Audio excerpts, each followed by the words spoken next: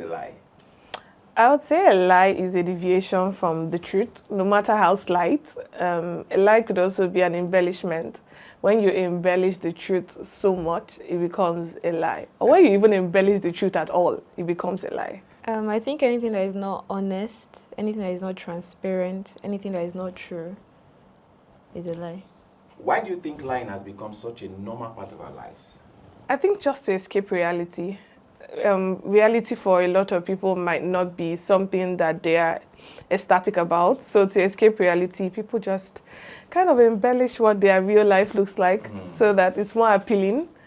Okay. Yeah. Let's go back to that question I asked you.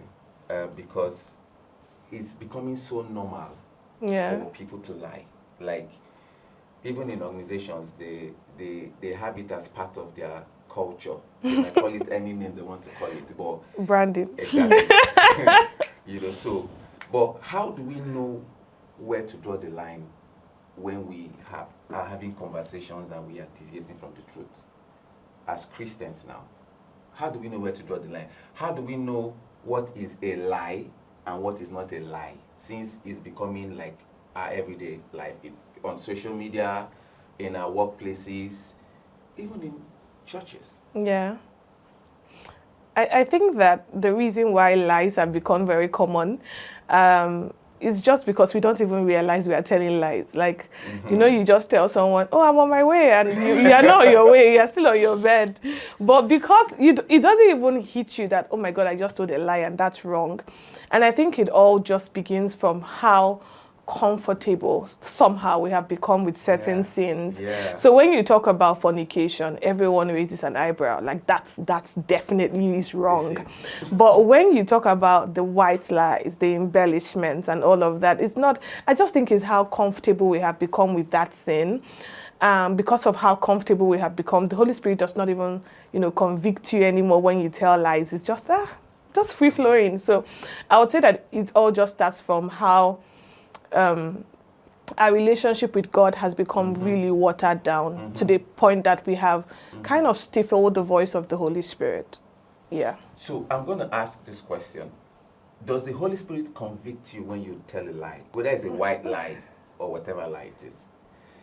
Does he? Now, I'm not saying if you still hear the voice as a person, because of how far you've gone from God or from hearing God, but does the Holy Spirit tell you when you've told a lie? God speaks to us in different ways, right? So does the Holy Spirit convict me? At times I sleep and I tell a lie or I say something that is untrue. I would say yes. But there are other times that I would not tell a lie, that I do not even realize that I've told a lie. But then there are voices that, people that the Holy Spirit can use around you. For example, if I tell a lie around my husband is going to say, call that person back. Call that person back and say, I'm very sorry, and you just said something that is not true. So I think that the Holy Spirit has used voices around me to say, Irima, that's not true. So, I like how honest you are with the fact that you just said this. So I'm going to ask you, Dr. Quaid, why do people lie? What's the reason? Sometimes there's no knife on your throat, there's no gun on your head. You are sitting at the comfort of your bedroom or sitting room or office space or whatever, and you still lie. You're not on your way, and you're telling someone. Or you do something in the office or at home, and you are afraid your parents are going to scold you or something. Why do we have to lie to justify something wrong we've done? What I would say is sometimes lies are not justifications. They are just more out of fear. For the most part, lies are out of fear. You're afraid that someone will judge you, or someone will think you're incompetent, someone will think you're not good enough, or, that persona that you've built for everyone else to see, including those that are very intimate with you, your family members, your children, that kind of thing.